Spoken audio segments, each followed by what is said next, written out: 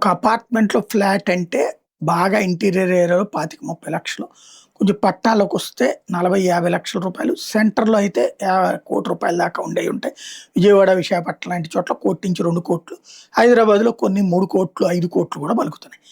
ఇవే వామ్మో! వాయ్యో! అనుకుంటాం మనం సామాన్య మధ్య తరగతి.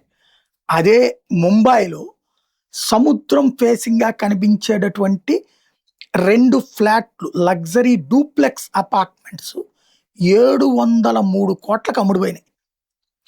లీనా గాంధీ తివారీ ఎవరైతే ఫార్మాస్యూటికల్ జెయింట్ యుఎస్వి చైర్పర్సన్ ఇవి కొన్నారు. 2 sea facing luxury duplex apartments ముంబైలో 703,00,00,000కి. ఒక చదరపు మీటర్ కాదు, చదరపు అడుగు 3,00,000 రూపాయలు పలికింది.